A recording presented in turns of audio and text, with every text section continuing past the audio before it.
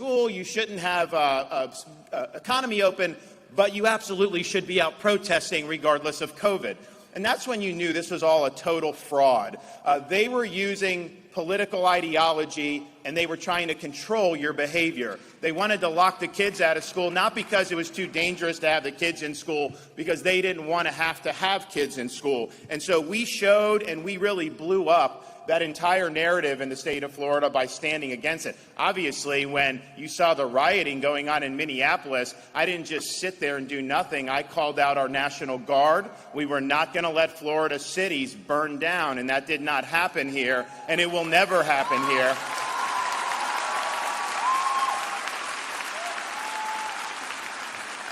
And so we have to be honest about the destruction that we have seen throughout our country over the last 3 years, particularly in these urban areas that turn their back on our school children and put the interests of school unions ahead of the interests of parents and students. And education's an important issue. As a governor, I know how important it is for the state, but I also look at it through the lens of being a father of a 6, a 5, and a 3-year-old. And my wife and I, we really believe in our bones in the rights of parents to direct the education and upbringing of their kids.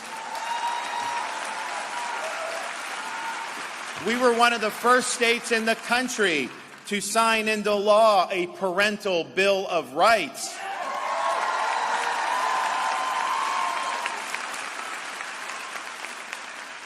And part of parents' rights means you have a right as a parent to curriculum transparency. You have a right to know what is being taught in your kid's school, and if there are materials that are inappropriate because of age or they violate Florida standards, you have the right to blow the whistle on that. Now, we've had empowered parents to do that. Parents have been doing that, and most school districts have been fine, but there have been some that have done some really questionable things. So the parents will blow the whistle if they see something like pornographic books in a middle school library. Of course that is not appropriate, and so they will do that, and that book should not be there. The media, they try to say that this is, quote, banning books. But what you have in a school, you have to make judgments about what's appropriate or not. Doesn't mean you as adults can't buy these books. Some of them I don't know why you'd buy, but they're available in Florida. You go ahead and knock yourself out if you want to do that. But that's much different than what should be in front of a 10-year-old school child. And so the media, when they talk about book ban, understand that is a hoax. They are creating a false narrative. We actually did a press conference that we titled Exposing the Book Ban Hoax. And before I had any of the parents talk, before I even talked, we played a short video that just showed what it was the parents were objecting to. Had some graphic images, had some very graphic language, and the news stations who were covering that press conference had to cut their feed because they said it was too graphic. Well, if it's too graphic for the 6 o'clock news, how is it okay for a 10-year-old school child?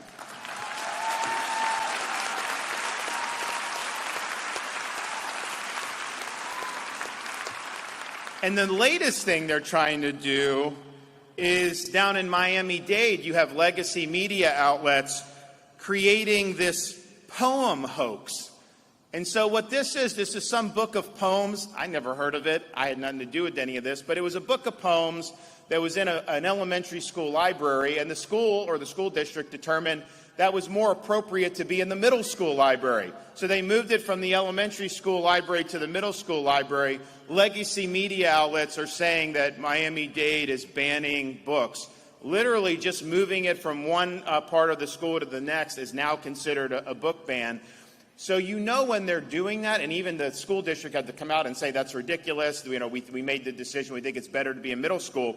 But when they're doing that, you know these legacy media outlets are lying to you. They are trying to create a political narrative that is totally divorced from the facts. And if they're going to do something like this ridiculous poem hoax and actually put that out there and think that you're going to believe it, honestly, that just shows you they're insulting your intelligence.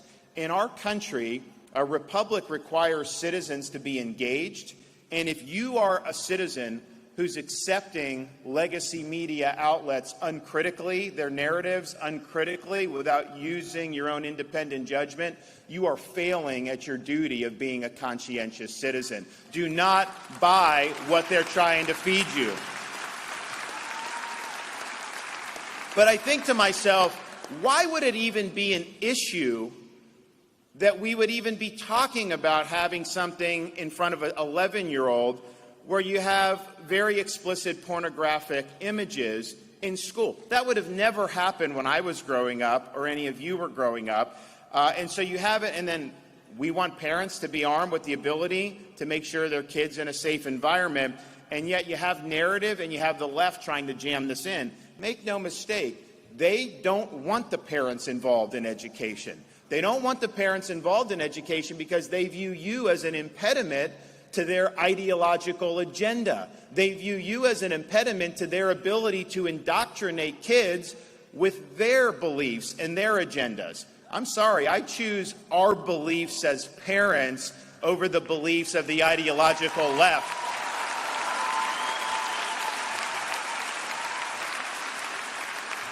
So it's important that we're standing up for the rights of parents to be involved. We got involved in this most recent election. You know, I was running, obviously, for re-election, but it's not just about me. This is a team effort. You can't do it alone. So we got involved in a lot of school board races across the state. We had 29 conservative school board candidates out of 34 races win election to school board throughout the state, and they're making a big difference. We also understand that our school system should be about educating kids, not indoctrinating kids. And that means we've gone on the offense against toxic ideologies like critical race theory. We have eliminated that in our K through 12 schools. We're not teaching kids to hate our country or to hate each other with your tax dollars. And it's important we're very clear about that, but it's also important to say, okay, that's not what you want out of education, but what are you for? What do you want to see in education? And one of the things we've put an emphasis on is getting the Constitution and American civics back in our classroom as a focal point of education. We now actually offer a great course. It's a 50-hour course for teachers where they can take, and if they take it, they get a $3,000 bonus. And it's a course where we have people from places like Hillsdale College, all these experts talking about the foundations of our republic, talking about things like the history of the English Constitution, talking about the religious influences, talking about Enlightenment, all these important things that have become a lost art in modern American society. We need to teach these kids what it means to be an American. We need to teach them about our Constitution and our Bill of Rights. We need to teach them why people have been willing to fight and die to preserve our way of life. And so we are doing that in Florida.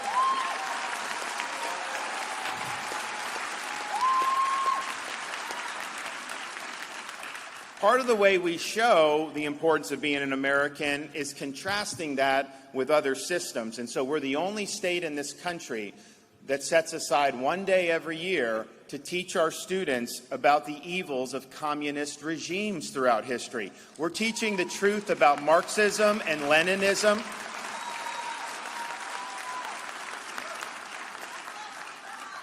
As a parent, one of the things I think is challenging, and I'm not saying it's ever been easy to be a parent, it's the most important job you can do, but I look back when I was growing up, and I didn't see as many negative influences or distractions as we have now with our kids. And so my wife and I really believe that parents in Florida and throughout the country should be able to send their kid to school, allow them to watch cartoons, just be kids, without having somebody shove an agenda down their throats. It is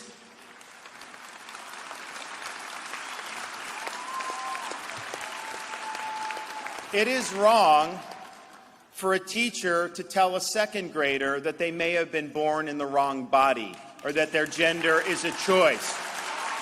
Gender ideology has no place in our education system, and we've made sure that it doesn't have a place in Florida.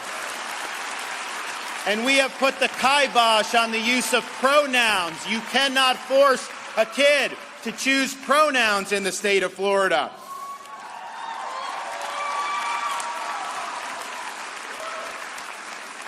And we stand for that, and we stand for parents' rights in education, elimination of gender ideology, because it's the right thing to do.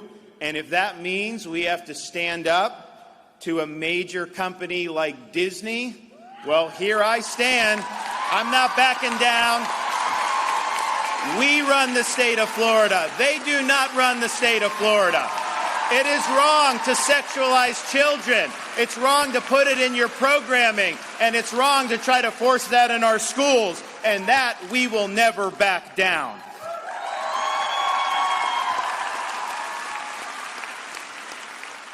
We also embrace opportunities for our girls and women athletes to compete in athletics with fairness and with integrity.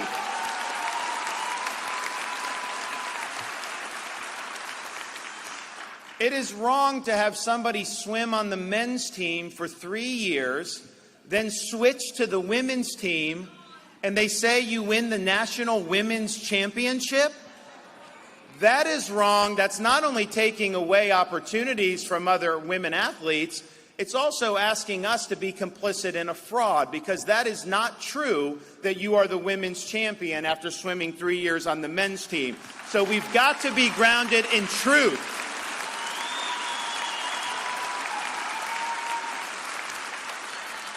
And it's sad that we even have to be discussing some of these things, but we have a responsibility to protect our youth from ideology run amok, including ideology in the medical profession. And so to that end, in the state of Florida, we have banned gender surgeries for minors in the state of Florida. That is mutilation, and it is wrong. And if you do it, you're losing your medical license and you're going to jail.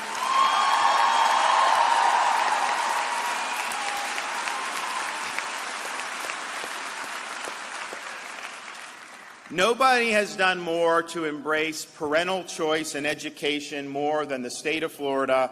And under my administration, we have more school choice than any place in human history, probably, certainly any place in the United States of America, because we understand how important it is that parents are directing the education of their kids. So we just signed universal education savings accounts for every parent in the state of Florida. The money will follow the student. Obviously, we have programs where we want homeschool parents participating, and we're expanding those efforts as well. At the end of the day, not every school is going to be right for every kid, and parents, understandably, are looking at the education that their kids are getting, and a lot of it is good academics, but a lot of it is good values. A lot of it is making sure their education is grounded in their faith, and they have every right to do that. And in Florida, we've empowered parents to do that regardless of their income levels. And so we're proud of what we've done to be #1 in education freedom. But with this new bill I've signed, you ain't seen nothing yet.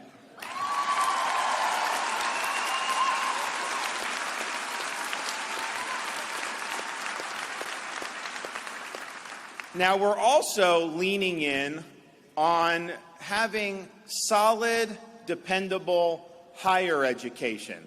Because I think if you look around the country, a lot of parents look to see some of these universities and they wonder, if I send my kid to school after 18 years of raising them and putting in our values, is it just going to be undone in some indoctrination center in some very left-wing university? And unfortunately, too many universities in this country, the norm has been not to be pursuing truth or not to be giving students a foundation so they can think for themselves, but instead in trying to impose ideology, try to promote conformity of thinking, and even try to foment political activism.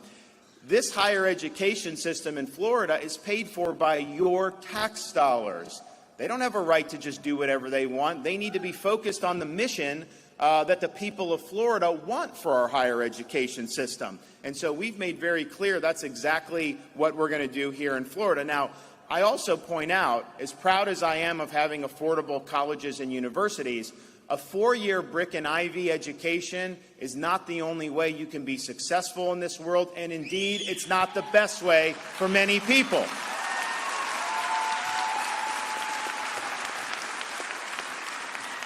We have promoted technical education, vocational education, apprenticeships more than any state in the country. You can get training in some of these really important fields that are in high demand, and you could be making very good money at a very young age. You do that 4 or 5 years, kids get training in electrical, they're working 4 or 5 years, they start their own company and become entrepreneurs. There's a lot of great things you can do, and a 4-year degree is not some magic ticket to success. In fact, the students that get really good vocational training in things like welding and electrical, truck driving, all these things, a lot of times they do much better financially than a student that gets a degree in like zombie studies and goes $100,000 in debt with 6 years, under their belt.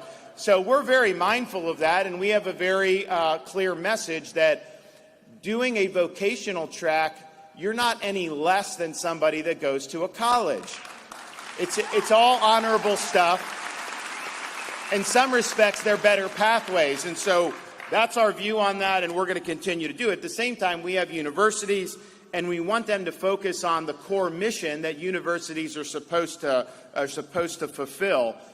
And we've taken steps to ensure that. In Florida now, because of our efforts, all tenured professors must undergo review every 5 years and can be let go for poor performance.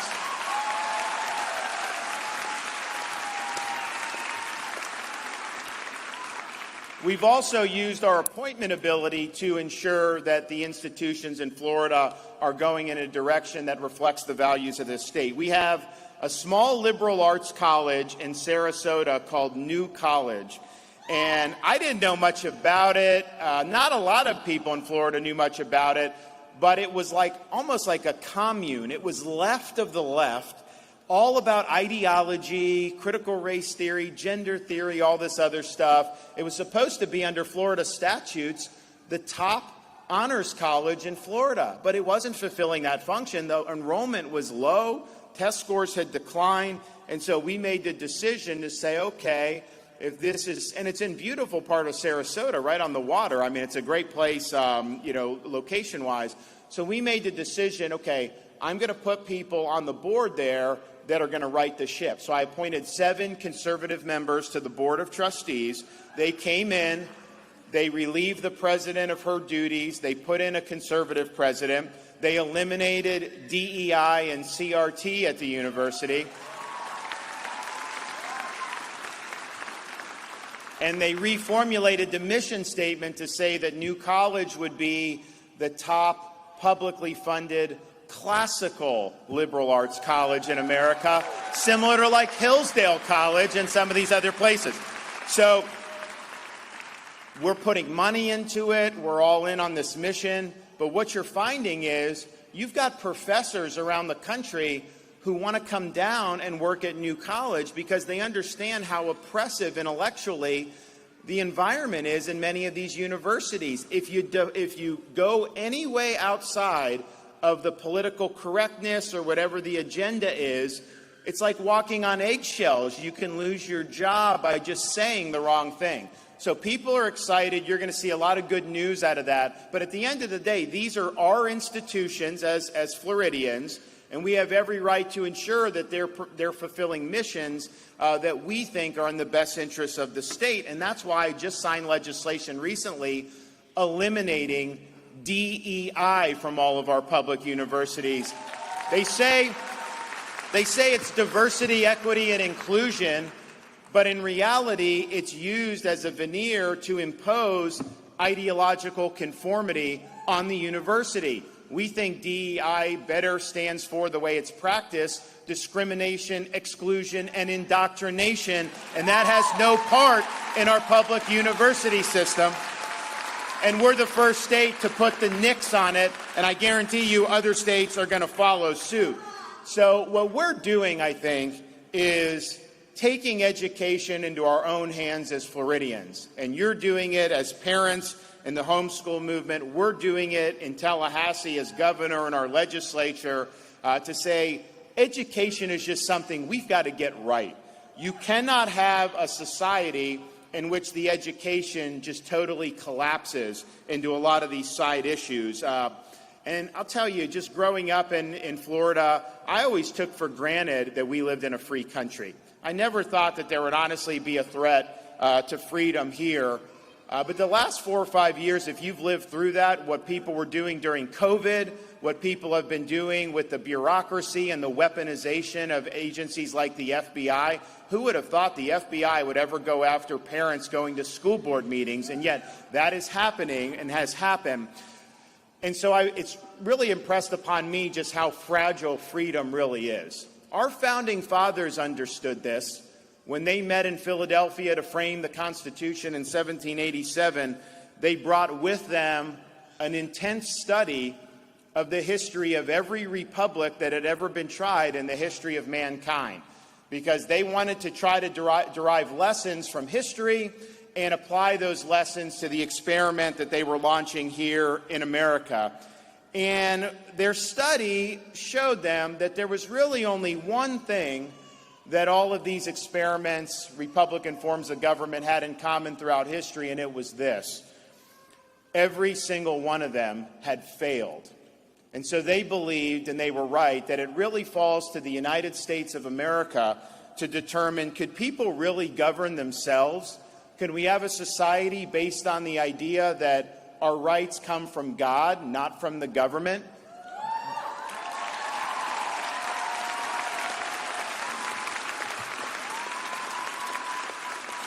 Could we have a society based on the idea of the rule of law, not the rule of individual men? Or was mankind forever destined to live under various forms of despotism? And they believed this society would answer that question for all of human history. When Dr. Benjamin Franklin was walking out of the Constitutional Convention in Philadelphia, he was approached on the street and asked, "Dr. Franklin, what have you given us, a republic or a monarchy?" His response was, "A republic if you can keep it." Franklin and the founders understood you could have the best Constitution in the world, you could have the best Declaration of Independence in the world. These things do not run on autopilot. They require citizens to be dedicated to constitutional principles and be dedicated to the cause of freedom. And that may mean you put on the uniform of your country like I have and go and serve overseas. And many people have given the last full measure of devotion in service to our country. It may just mean that you're engaged in your community as a parent, taking an interest in your kids' education, taking an interest in school board. There's a whole host of ways that you can uphold these core principles. I believe the survival of the American experiment requires a revival of true American principles. You are part of that revival. You give us hope that our next generation will carry the torch of freedom. You cannot, if you look at the decline and the corruption of education throughout our country, you cannot look at that as any other thing other than posing a mortal threat to the viability of a free society. What you're doing is fighting back against that. What we're doing in Tallahassee, by empowering parents, by providing curriculum transparency, by fighting gender ideology and CRT and elevating civics, we are doing our part to ensure that freedom survives into the future. Florida is doing it right. Florida is taking on the key issues head on. So much easier to just sit there like a potted plant and not want to get involved in these issues because people fire at you when you take a stand. Heck, a lot of these Republicans are out there saying that we should cave to Disney and give them corporate welfare. Not on my watch, that's not happening.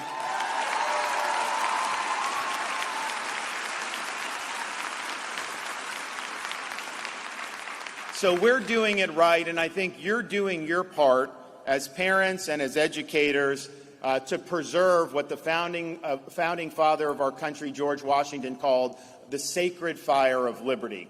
This is a fire that burned in Independence Hall in 1776 when 56 men pledged their lives, their fortunes, and their sacred honor so that they could establish a new nation conceived in liberty.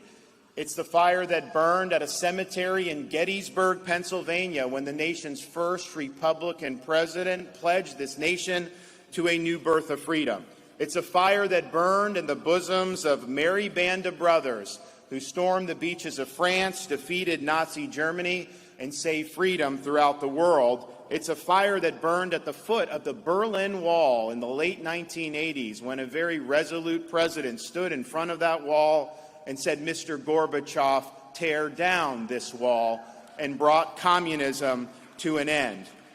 This is a responsibility we have to carry that torch. It's not a responsibility we should shirk. It's a responsibility that we should welcome, because if not us, who? And if not now, when? So I'm proud of what you're doing to carry on this sacred fire of liberty. You can always count on the support of the state of Florida to support the rights of parents to choose the proper education for their children. And I don't think you can find a state that's done more in this country in our lifetimes to support education and the greater cause of liberty than we right here in the state of Florida. But I can tell you this, I have only begun to fight. Thank you all. God bless you. Thank you so much. Thank you. Thank you so much. In California.